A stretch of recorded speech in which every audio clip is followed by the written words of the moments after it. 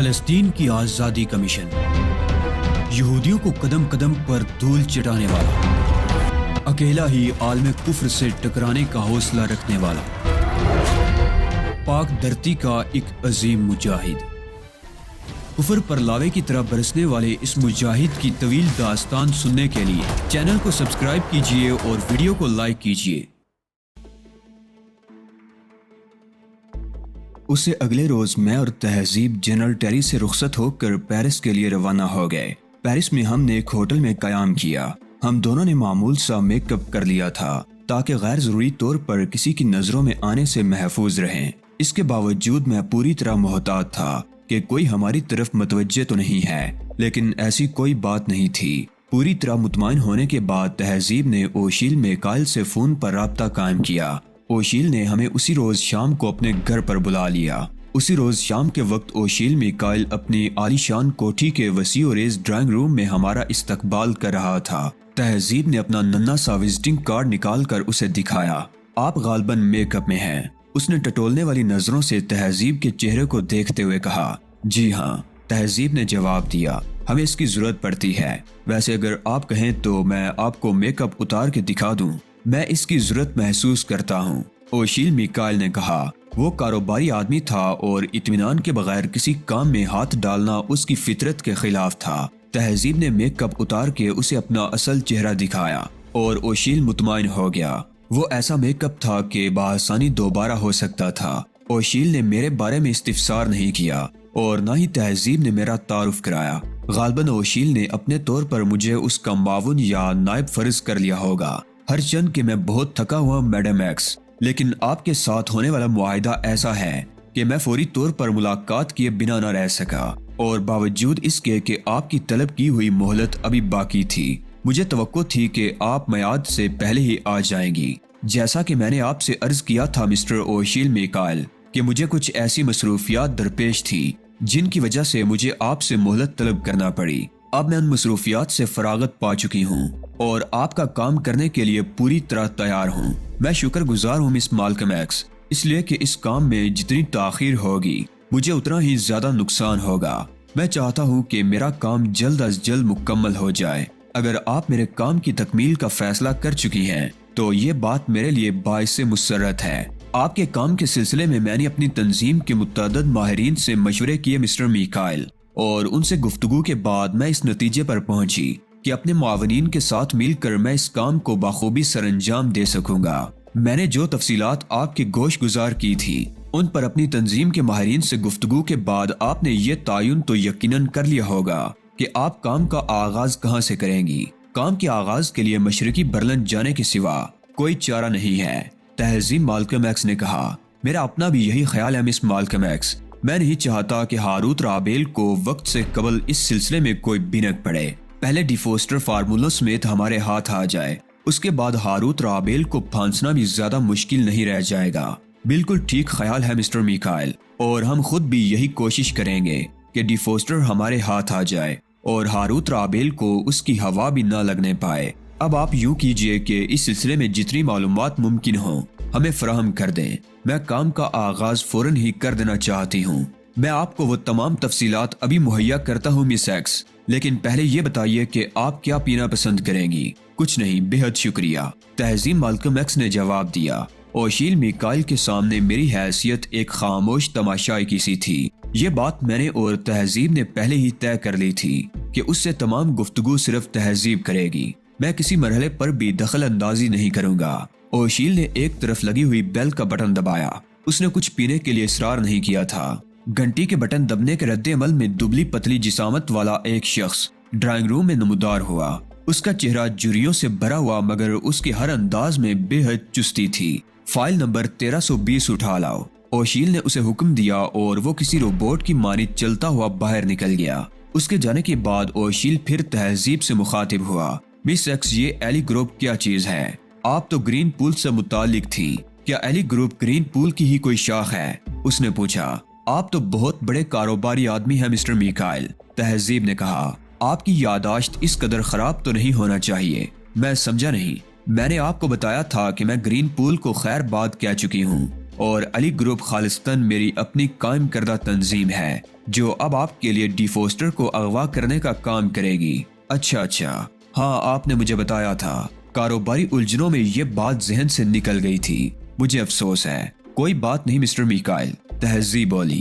آپ دیکھیں گے کہ گرین پول کے نمائندے کی حیثیت سے میں نے جس طرح آپ کے لیے خدمات انجام دی تھی، علی گروپ آپ کے لیے اس سے کہیں زیادہ بہتر طور پر کام کرے گا۔ مجھے ہر شعبے میں ماہر ترین لوگوں کی خدمات حاصل ہیں۔ مجھے یقین ہے مس سیکس، تبھی تو میں نے اس سلسلے میں آپ پر انحصار کیا ہے، اوشیل نے کہا، اور اسی وقت آدمی نما روبوٹ یا روبوٹ نما آدمی فائل لے کر اندر آ گیا۔ فائل اس نے بڑے احترام سے اوشیل کے سامنے رکھ دی۔ فائل رکھ کر وہ کسی روبوٹ ہی کی مانند مڑا اور نپے تلے قدموں سے چلتا ہوا واپس چلا گیا۔ اوشیل نے فائل کھولی، چند لمحے فائل کی ورق گردانی کرتا رہا، پھر بولا، ڈی فوسٹر کے بارے میں تمہیں بتا چکا ہوں مس سیکس کہ وہ نسلاً جرمن ہے اور اس کا تعلق شیمرخ خاندان سے ہے۔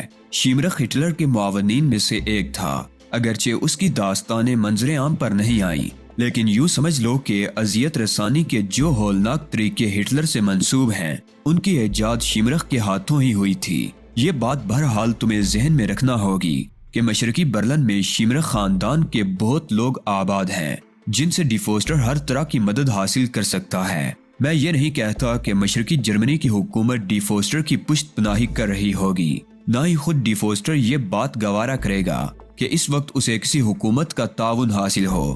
ایسے معاملات میں حکومتوں کا ملوث ہونا نقصان دہ ثابت ہوتا ہے۔ امکان یہ ہے کہ اس نے KGB کے ذریعے روس کی حکومت سے رابطہ قائم کیا ہوگا، اور اگر روس کو اس فارمولے کی بنک بھی مل چکی ہے تو وہ ہر قیمت پر اسے حاصل کرنے کی کوشش کرے گا۔ مجھے نہیں معلوم کہ ابھی تک حکومت امریکہ کو ان فارمولوں کی چوری کا علم ہو سکا یا نہیں، لیکن اندازہ یہ ہے کہ ابھی تک یہ راز ہی ہے، ورنہ ہاروت رابیل دڑلے سے اپنا کاروبار جاری نہ رکھ پاتا۔ یہ بات میرے علم میں ہے کہ صرف 4 روز قبل ایک جنگ پسند ملک نے ہاروت رابیل سے کروڑوں ڈالر کا اسلحہ خریدا ہے۔ مجھے یہ کہنے میں ذرا برابر بھی جھجک محسوس نہیں ہوتی مس ایکس کہ ہاروت رابیل کو بے پناہ دولت کماتے دیکھ کر میرے دل پر چھریاں سی چلتی ہیں۔ میں کیسے گوارا کر لوں کہ اسلحے کی دنیا پر اس کی اجارہ داری یوں ہی برقرار رہے۔ میں ہر قیمت پر یہ بات حکومت امریکہ کے علم میں لانا چاہتا ہوں کہ اس کے کیمیاوی اور جوہری ہتھیاروں کی تیاری کے فارمولے ہاروت رابیل نے چوری کروا کے ایک ایسے شخص کے حوالے کر دیے ہیں جو انہیں کسی بھی ملک کے ہاتھوں فروخت کر سکتا ہے۔ یہ بات میں کسی بھی وقت امریکہ کی حکومت کے علم میں لا سکتا ہوں، لیکن میں کچا کام نہیں کرنا چاہتا، اس لیے میں نے تمہاری خدمات حاصل کی ہیں تاکہ تم مجھے ناقابل تردید ثبوت فراہم کر کے دو، جس کے بعد ہاروت رابیل کے لیے کوئی جائے فرار باقی نہ رہ جائے۔ میں نے اس کام کے عوض تمہیں جس معاوضے کی پیشکش کی ہے اس کی ادائیگی میری ذمہ داری ہے۔ میں تمہیں ڈی فوسٹر کی تصویریں بھی فراہم کر سکتا ہوں، مگر یہ نہیں بتا سکتا کہ وہ تمہیں کہاں ملے گا۔ لیکن میں نے تمہیں جس خاندان کے بارے میں بتایا ہے، اگر تم اس کے افراد کو ٹٹولو تو امکان یہی ہے کہ تمہیں ڈی فوسٹر کا سراغ مل جائے گا۔ ٹھیک ہے مسٹر میکائل، تہذیب نے کہا، میں تو محض آپ کے کام کی خاطر اپنے معاملات جلد نپٹا کر فرانس پہنچی ہوں۔ یہ تفصیلات مجھے دے دیجئے اور ڈی فوسٹر کی تصویر بھی، نیز معاوضے کی آدھی رقم میرے حوالے کر دیجئے۔ مجھے اس پر کوئی اعتراض نہیں ہے مس ایکس، لیکن اس بات کی کیا ضمانت ہے کہ آپ کام کی تکمیل کر ہی لیں گی؟ کوئی ضمانت نہیں ہے مسٹر میکائل، تہذیب نے کہا، آپ کو ہماری کوششوں پر انحصار کرنا ہوگا۔ ہم اپنی طرف سے بھرپور کوشش کریں گے، لیکن اس دوران اگر ڈی فوسٹر مسروقہ فارمولوں کا سودا کر چکا ہے تو ظاہر ہے ہماری کوششیں بے نتیجہ ہی ثابت ہوں گی۔ یہ بات تو میں یقین سے کہہ سکتا ہوں مس ایکس کہ ڈی فوسٹر نے ابھی تک مسروقہ فارمولے کسی ملک کے ہاتھ فروخت نہیں کیے۔ یہ بات البتہ ضرور ممکن ہے کہ اس سلسلے میں اس نے مختلف ممالک سے مراسلت شروع کر رکھی ہو۔ یہ بھی ممکن ہے کہ مختلف ممالک کے ایجنٹوں سے وہ اس سلسلے میں گفت و شنید بھی کر رہا ہو، لیکن اگر وہ چالاک ہے تو اس نے خود کو پوشیدہ ہی رکھا ہوگا، کیونکہ اس قسم کے معاملات میں زندگی بڑی آسانی سے چلی جاتی ہے۔ رہا سوال معاوضے کی طے شدہ رقم میں سے نصف ایڈوانس کا، تو وہ میں یہی ادا کر سکتا ہوں، لیکن اگر آپ کامیابی حاصل نہ کر سکیں تو کیا ہوگا؟ آپ کو اس آدھی رقم پر صبر کرنا ہوگا، تہذیب نے بڑی سادگی سے کہا۔ یعنی وہ رقم مجھے واپس نہیں ملے گی؟ اوشیل میکائل کے لہجے میں حیرت تھی۔ نہیں، تہذیب نے زیر لب مسکراتے ہوئے کہا، آپ کیا کہہ رہی ہیں مس ایکس؟ $25 ملین معمولی رقم نہیں ہوتی۔ میں وہی کہہ رہی ہوں مسٹر میکائل جو میرا اصول ہے۔ بقیہ رقم میں کام کی تکمیل کے بعد وصول کروں گی، لیکن نصف رقم تو آپ کو پیشگی ہی ادا کرنا ہوگی۔ اوہ، کیا یہ رقم 25% نہیں ہو سکتی؟ اوشیل نے مردہ سے انداز میں کہا، اور مجھے اپنا ایک بے ساختہ قسم کا کہکہا ضبط کرنا پڑ گیا۔ یہودی قوم انتہائی کنجوس ہوتی ہے، اور اوشیل نے جو بات کہی تھی وہ یہودی روایات کے عین مطابق تھی۔ نہیں مسٹر میکائل، تہذیب نے قدرے بے رخی سے کہا، یہ پرچون کی دکان نہیں ہے کہ ہم سودے بازی کریں۔ مہربانی کر کے وقت ضائع کرنے کے بجائے فوری طور پر کوئی فیصلہ کر لیں۔ آپ 50% رقم پیشگی ادا کر رہے ہیں یا نہیں؟ میں انکار کرنا چاہوں تو بھی نہیں کر سکتا۔ اوشیل ایک طویل سانس لے کر بولا، اپنا منصوبہ تمہیں بتانے کے بعد ظاہر ہے میرے پاس انکار کی گنجائش نہیں ہے۔ آپ بالکل ٹھیک کہہ رہے ہیں مسٹر میکائل، تہذیب نے بڑے سکون سے کہا۔ جتنی رقم کے عوض میں نے آپ کے لیے کام کرنے کی حامی بری ہے، اتنی رقم تو ہاروت رابیل ہمیں صرف اپنی زبان بند رکھنے کے لیے ادا کر سکتا ہے۔ میں نے چونک کر تہذیب کو دیکھا۔ اس کے منہ سے اس قسم کی بات سن کر مجھے سخت حیرت ہوئی تھی۔ یہ کیا کہہ رہی ہیں آپ؟ اوشیل میکائل نے گڑبڑا کر کہا، ہمارے اور آپ کے درمیان کسی اختلاف کا سوال ہی پیدا نہیں ہوتا۔ میں نے معاوضے کی آدھی رقم پیشگی دینے سے انکار تو نہیں کیا، میں اس کی ادائیگی کے لیے تیار ہوں۔ شکریہ، تہذیب نے کہا۔ اس کے ساتھ ہی آپ ہمیں شیمر خاندان کا جغرافیہ اور وہ تمام تفصیلات بھی فراہم کر دیں جو ڈی فوسٹر کے سلسلے میں ہمارے کام آ سکیں۔ یہ فائل آپ اپنے ہی پاس رکھ لیں، اس میں ہر چیز موجود ہے، اور اس کے بعد آپ کو مزید معلومات کی ضرورت نہیں پڑے گی۔ معاوضے کی رقم کب تک مل جائے گی؟ تہذیب نے اوشیل میکائل سے فائل لیتے ہوئے پوچھا۔ میں کل ہی رقم کی ادائیگی کر دوں گا، لیکن اس کے فوراً بعد ہی آپ کام کا آغاز کر دیں گے۔ ٹھیک ہے، جب رقم مل جائے گی تو کام بھی شروع ہو جائے گا۔ لیکن مس ایکس، کیا آپ مجھے اس رقم کی رسید نہیں دیں گی؟ کیوں نہیں دوں گی مسٹر میکائل، آپ رسید تیار کروا لیجئے گا جس پر میرے اور آپ کے درمیان ہونے والے معاہدے کی تفصیل درج ہو۔ میں اس پر دستخط کر دوں گی۔ کیا مطلب؟ اوشیل نے حیرت سے کہا۔ مطلب یہ کہ رسید پر یہ بھی تو درج ہوگا کہ میں نے کون سا کام سر انجام دینے کے عوض اتنی خطیر رقم وصول کی ہے۔ اوشیل تھوڑی دیر تک تہذیب کو متخیرانہ انداز میں دیکھتا رہا، پھر ایک گہری سانس لے کر بولا، گرین پول کی کسی نمائندہ کو اتنا ہی ذہین ہونا چاہیے۔ میں تو آپ کا امتحان لے رہا تھا مس ایکس، بھلا کیسی رقم اور کہاں کا معاہدہ؟ آپ کل تک انتظار کر لیں، کل رقم کی ادائیگی ہو جائے گی، لیکن مجھے آگاہ کر دیجیے گا کہ آپ مشرقی جرمنی کے لیے کب روانہ ہوں گی۔ بہت بہتر مسٹر میکائل، تہذیب نے کہا، اب ہمیں اجازت دیں۔ اوشیل باہر تک ہم دونوں کو چھوڑنے آیا۔ واپسی میں تہذیب کہکہے لگا رہی تھی، میں بھی ہنس رہا تھا۔ مجھے تعجب ہے تہذیب، کس بات پر؟ تم اتنی اچھی کاروباری کیسے ہو گئی؟ میں اتنی ہی اچھی کاروباری تھی لیکن کسی نے میرے راستے بدل دیے۔ تہذیب نے مجھ پر ایک نگاہ غلط انداز ڈال کر کہا، یہ کمبخت اوشیل بھی بے حد چالاک ہے۔ اس نے یقیناً اپنے طور پر بی ڈی فوسٹر کے بارے میں معلومات حاصل کرنے کے انتظامات ضرور کیے ہوں گے۔ میں نے کہا اور تہذیب نے سر ہلا کر میری بات کی تائید کر دی۔ اوشیل میکائل کو اگر یہ معلوم ہو جاتا کہ علی گروپ کیا ہے تو یقیناً وہ یہ کیس کبھی تہذیب کے سپرد نہ کرتا، خواہ کچھ بھی ہو جاتا۔ لیکن یہ اس کی بدقسمتی تھی کہ وہ تہذیب کی صرف گرین پول والی حیثیت سے آگاہ تھا اور اسی لیے اس جال میں پھنس گیا تھا۔ ہم اس سلسلے میں صرف کاروباری تھے، کاروبار کو فروغ دینے کے لیے ہم جو کچھ بھی کرتے جائز ہوتا۔ میں نے اور تہذیب نے اس جو کچھ کے بارے میں بڑی تفصیلی گفتگو کی تھی، مگر وہ سب بات کی باتیں تھیں۔ فی الحال تو ہمیں کام کی ابتدا کرنا تھی۔ علی، دفعتاً تہذیب نے کہا، کیا برلن میں ہم دونوں کو یکجا رہنا چاہیے؟ کیا مطلب؟ میں نے چونک کر پوچھا۔ میرا خیال ہے ہمیں وہاں علیحدہ علیحدہ رہنا ہوگا تاکہ ایک دوسرے پر نظر رکھ سکیں۔ پھر وہی علیحدگی، میں نے بے چینی سے کہا اور تہذیب ہنس پڑی۔ ہم اس کے عادی ہیں علی، اور ہمیں اس بات پر یقین رکھنا چاہیے کہ تقدیر ہمیں ہر حال میں یکجا کر دے گی، خواہ کچھ بھی ہو جائے۔ میں نے کوئی جواب نہیں دیا۔ تہذیب تھوڑی دیر بعد دوبارہ بولی، میں نے بہت سوچ سمجھ کر فیصلہ کیا ہے کہ اس کیس پر صرف ہم دونوں ہی کام کریں گے۔ علی گروپ کے کسی ممبر کو استعمال نہیں کیا جائے گا۔ ہاں، اگر اس مہم کے دوران کسی مرحلے پر ہمیں ضرورت پڑی تو ان میں سے کسی کو بلوا لیں گے، ورنہ نہیں۔ الگ الگ رہ کر کام کرنے سے یہ فائدہ ہوگا کہ کسی مشکل میں ہم میں سے ایک دوسرے کی مدد کر سکے گا۔ ٹھیک ہے تہذیب، میں نے طویل سانس لے کر کہا، تمہاری کسی تجویز سے مجھے اختلاف نہیں ہو سکتا۔ اگلے روز اوشیل میں کائل نے رقم کی ادائیگی کر دی۔ ہم نے وہ رقم گوٹے ہل میں سائمن ہاؤس کے اے جی ڈپارٹمنٹ کو بھجوا دی۔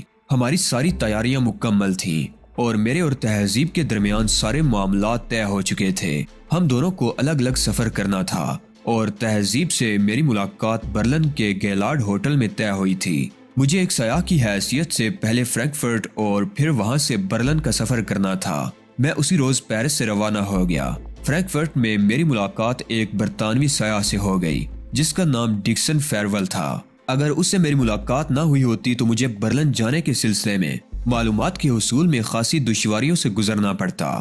جرمنی آ کر دوسری جنگ عظیم کی یادگاریں دیکھے بغیر چلے جانا بڑی بدذوقی کی علامت ہے، ڈکسن نے مجھ سے کہا۔ میں نے بھی اسی غرض سے جرمنی کا سفر کیا ہے۔ میں نے کہا تو پھر ساتھ ہی برلن کیوں نہ چلیں؟ کوئی حرج نہیں ہے، میں نے کہا، لیکن ذریعہ سفر کیا ہوگا؟ آٹو بیان پر سفر کرنے والے بے حد فراخ دل ہوتے ہیں اور ہم جیسے غریب لوگوں کو لفٹ دے دیتے ہیں۔ اگر لفٹ نہ ملی تو میں نے خدشہ ظاہر کیا۔ سوال ہی پیدا نہیں ہوتا، ڈکسن نے بڑے اعتماد سے کہا، اور اس کا یہ اعتماد غلط ثابت نہیں ہوا۔ ایک معمر جوڑے نے جو تقریباً اپنی ہی عمر کی فاکس ویگن میں سفر کر رہا تھا اپنی فاکس ویگن میں ہمیں جگہ دے دی۔ مرد کا نام ہیمر شوٹلر تھا اور اس کی بیوی آلر کوخ تھی۔ دوران سفر انہوں نے ہمبرگر کے ساتھ کافی پلائی، لیکن فوکسی کی رفتار بہت سست تھی۔ میں تو خیر سکون سے بیٹھا تھا مگر ڈکسن بہت مضطرب نظر آ رہا تھا۔ غلطی ہو گئی، بالآخر اس سے رہا نہ گیا اور وہ بول پڑا، یہ بوڑھا جوڑا تو ہمیں اپنی عمر کے اختتام تک ہی برلن پہنچائے گا۔ کیا غضب کر رہے ہو ڈکسن؟ میں نے بوکھلا کر کہا، ان لوگوں نے سن لیا تو برا مان جائیں گے۔ ان کا یہی احسان کیا کم ہے کہ انہوں نے ہمیں لفٹ دے دی ہے۔ آٹو بیان پر احسان لفٹ دینے والے کا نہیں بلکہ لفٹ لینے والے کا ہوتا ہے۔ ویسے بھی وہ انگریزی نہیں جانتے۔ تمہیں کیسے علم ہوا؟ میں نے پوچھا۔ وہ بتا چکے ہیں کہ جرمن نیاد ہیں اور جرمن نیاد آج بھی انگریزی سے نفرت کرتے ہیں۔ یہ صرف تمہارا خیال ہے ورنہ ایسی کوئی بات نہیں ہے، میں نے اس کی بات رد کرتے ہوئے کہا۔ یہ میرا تجربہ ہے، ان کے دل آج بھی صاف نہیں ہیں اور یہ آج بھی نازیزم کے پرستار ہیں۔ اس کی وجوہات ہیں ڈیئر۔ کیا؟ ڈکسن نے پوچھا۔ جرمنی کی شکست کے بعد اتحادیوں نے اس کے خلاف جو پراپیگنڈا مہم شروع کی تھی وہ مبالغے کی انتہا سے بڑھ گئی تھی اور اس کی واحد وجہ یہ تھی کہ انہیں اس کے مواقع میسر تھے۔ یہ ایک ٹھوس حقیقت ہے دوست، جسے آج نہیں تو کل تسلیم کر لیا جائے گا۔ اگلی سیٹ سے ہیمر شوٹلر کی آواز آئی اور ڈکسن نے آنکھیں بند کر کے زبان دانتوں تلے دبا لی۔ مجھے ہنسی آ گئی۔ ڈکسن کا یہ خیال غلط ثابت ہو گیا تھا کہ جرمن انگریزی سے نہ بلد ہوتے ہیں۔ اس کے بعد سفر کا زیادہ تر حصہ خاموشی سے گزرا۔ رات کے پچھلے پہر ہم مشرقی جرمنی کی سرحد میں داخل ہوئے۔ سرحدی محافظوں نے ہمارے پاسپورٹ چیک کر کے ہمیں ویزا آفس بھیج دیا، جہاں ہمیں اپنے کام میں کوئی دقت پیش نہیں آئی، اور اس کے بعد ہم نے آگے کا سفر شروع کر دیا۔